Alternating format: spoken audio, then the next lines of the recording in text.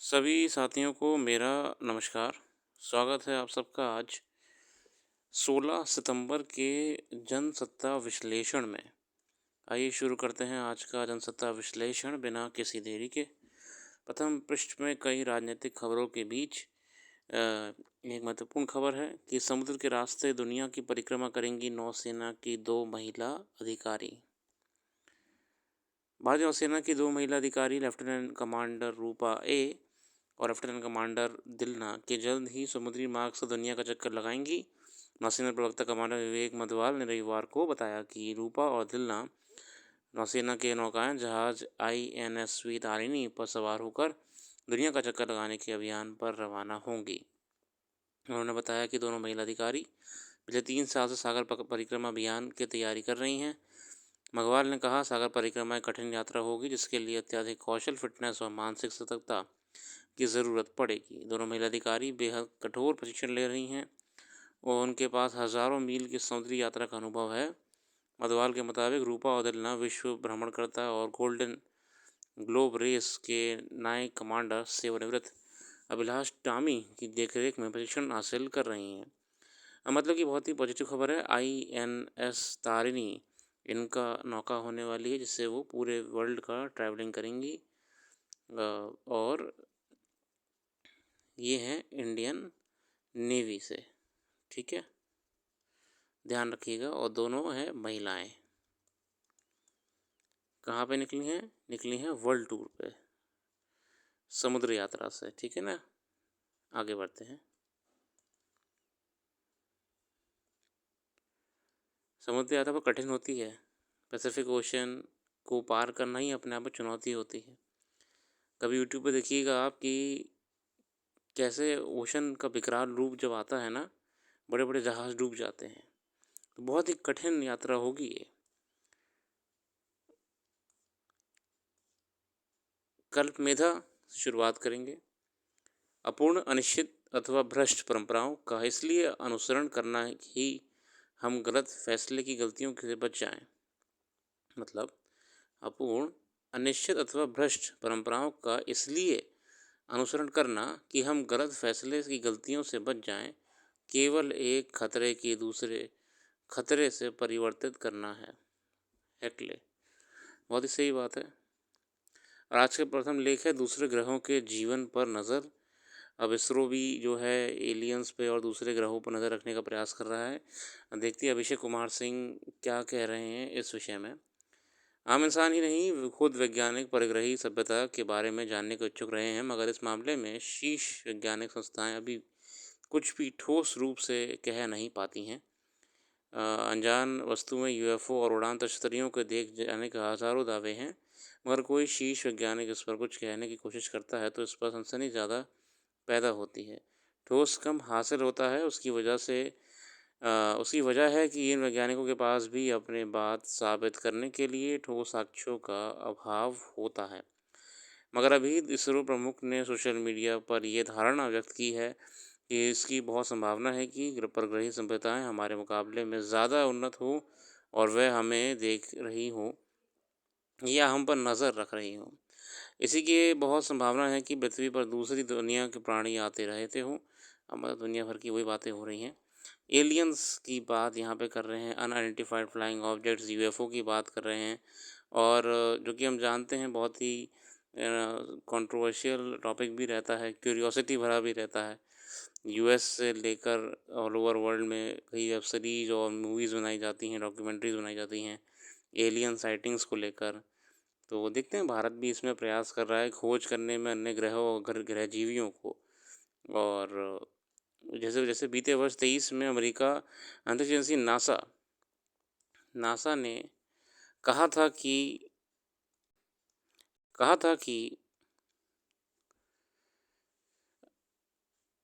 UFO और aliens संबंधी घटनाओं से जुड़ी चर्चाओं को सनसनी से अलग कर देखने और उन्हें विज्ञान के तराजू पर तोलने की हिमायत ही है। अमेरिकी सरकार ने इन्हीं पहलकदमियों के बीच उड़ान तश्तरियों की जांच के लिए एक विशेष समिति का गठन किया था। समिति के सामने UFO देखे जाने के 510 घटनाएं का ब्यौरा जांच के लिए रखा गया है, जिनमें से ज़्यादातर को आकाश में उड़ने वाले बड़े गुब्बारों से जोड़ा जाता है। गुब्बारों में जासूसी वाला कोण हो सकता है, लेकिन ज़रूरी नहीं है कि यूएफओ जुड़ने वाली हर घटना के पीछे कोई जासूसी संबंध हो। मतलब ये देखिए, ये सब अभी तो मोस्टली फ़िक्शनल ही है। यूएफओ और एलियन से जब भी बात होती है तो अ, कंट्रोवर्सी गलत दिशा में ज़्यादा चली जाती है ना? अ, उस पे हम नहीं जाएँगे। फ़िलहाल इस आर्टिकल में इसी का ज़िक्र करा गया कि अब इसरो भी ढूँढने का प्रयास कर रहा है और कोई हम पे नज़र तो नहीं रख रहा, या फिर यूएफओ वगैरह पे क्या हकीकत में होते भी हैं या नहीं होते हैं। अगला लेख है घाटी में आतंक। जम्मू कश्मीर में आतंकवाद को लेकर परस्पर विरोधी बातें सुनने को मिलती रहती हैं। सरकार का दावा है कि अब वहां आतंकवाद खत्म होने को है। कुछ दिनों पहले गृह मंत्रालय ने दावा किया था कि जम्मू कश्मीर में आतंकवाद काफ़ी कम हो गया है, अब केवल कुछ इलाकों तक सिमट रह गया है, जल्द ही उसे समाप्त कर दिया जाएगा। प्रधानमंत्री ने भी वही बात दोहराई है। उन्होंने डोडा से विधानसभा चुनाव प्रचार की शुरुआत करते हुए कहा कि जम्मू में आतंकवाद अब अपनी आखिरी सांस गिन रहा है। हालांकि प्रधानमंत्री के दौर से पहले ही वहां आतंकी हमला हुआ, जिसमें एक अधिकारी समेत 2 सुरक्षाकर्मी शहीद हो गए। सेना ने जवाबी हमले में 3 आतंकियों को मार गिराया। घाटी में सक्रिय विपक्षी राजनीतिक दलों का आरोप है कि पिछले 10 वर्षों में वहां आतंकवादी गतिविधियां बढ़ गई हैं और बहुत सारे निरपराध लोग मारे गए हैं। अनेक सुरक्षाकर्मी शहीद हुए हैं। इससे पहले आतंकवादी घटनाएं इतनी नहीं होती थीं। केंद्र सरकार ने तब स्थानीय लोगों से बातचीत का सिलसिला शुरू किया था और आतंकी गतिविधियां काफ़ी कम हो गई थी, मगर सरकार इन बातों को सिरे से खारिज करती है। हालांकि 2 वर्ष पहले गृह मंत्रालय ने भी माना था कि विशेष दर्जा खत्म होने और राज्य के कर्फ्यू के दौरान स्थानीय युवाओं की आतंकी समूहों से भर्ती बढ़ी है। पहले नोटबंदी के समय दावा किया गया था कि इससे आतंकी समूह को कमर टूट जाएगी, उन्हें वित्तीय मदद मिलनी बंद हो जाएगी। फिर अनुच्छेद 370 हटाने के बाद कहा गया था कि इससे दहशतगर्दी पर लगाम लग जाएगी, मगर हकीकत यह है कि करीब 2 वर्ष तक सघन तलाशी और कड़ी पहरेदारी के बावजूद आतंकी घटनाओं पर कोई उल्लेखनीय अंकुश लगा नजर नहीं आया। फिर जैसे जैसे वहाँ जनजीवन सामान्य बनाने के लिए कुछ ढिलाइयाँ दी जाने लगी, दहशतगर्दी एकदम से बढ़ना शुरू हो गई है। बीते 5 वर्ष में थोड़े-थोड़े समय बाद सुरक्षा बलों पर घात लगाकर हमला बढ़ रहे हैं। उन हमलों की समीक्षा की यह भी तथ्य सामने आया है कि उनके पास बाहर से अत्याधुनिक हथियार पहुँचने लगे हैं। तो रियलिटी ये है कि अभी भी स्थिति कुछ बेहतर नहीं है और स्थिति को बेहतर करने के लिए समय लगेगा, और ये चीज़ तो गृह मंत्रालय भी जानता है। अगला लेख है चीते का कुनबा। चीता परियोजना केंद्र सरकार की एक महत्वाकांक्षी योजना है। 2 वर्ष पहले नामीबिया से 8 चीते लाकर मध्य प्रदेश के कूनो उद्यान में छोड़े गए थे। जैसे कि हम जानते हैं कि कूनो मध्य प्रदेश में है। कूनो का पूरा नाम है कूनो पालपुर। ये एक चीता सेंचुरी, चीता को बेसिकली यहाँ पे पुनर्वास करा गया था एमपी में, कूनो में। ये हमारा चीता मिशन था। हम चीता कहाँ से लाए थे? हम चीता कहाँ से लाए थे? कितने लाए थे? 20+ लाए थे। आप लोग बताइए कमेंट सेक्शन में। हम चीता कहाँ से लाए थे? नामीबिया से लाए थे। कितने लाए थे ये आप बताइए। 10, 12, 20+, 30+ या 19?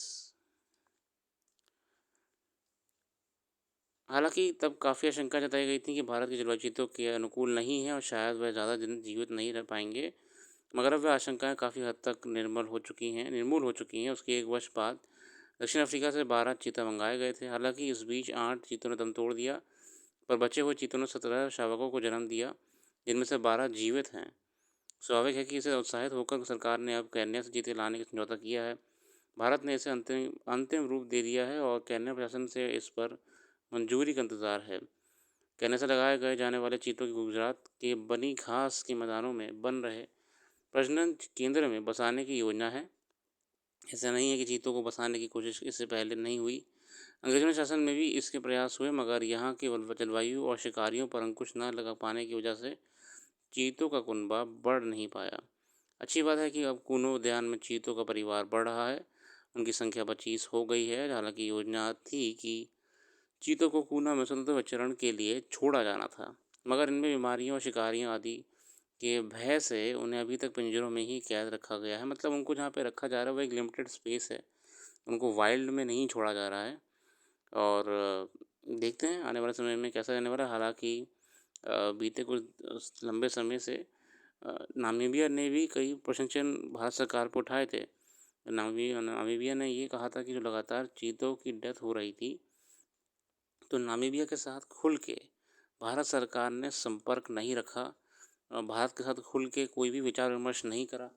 नामीबिया सरकार ने कई बार प्रयास करे भारत सरकार को अप्रोच करने के कि क्यों चीता मर रहे हैं, मतलब एक स्टेटस रिपोर्ट मांगी कई बार, मगर भारत सरकार ने बिल्कुल भी पॉजिटिव आउटलुक नहीं दिखाया। ये सब आर्टिकल्स में आया था, इंडियन एक्सप्रेस ने भी कवर करा था कि नामीबिया ने चिंता जताई थी कि भारत सरकार चीतों की डेथ को लेके, और डेथ की बात नहीं है, वो तो किसी के हाथ में नहीं है, पर भारत सरकार ओपन कम्युनिकेशन नहीं रख रही है कि क्या कारण है डेथ होने के, उस कैसे सॉल्यूशन रख सकते हैं इसका, वगैरह वगैरह।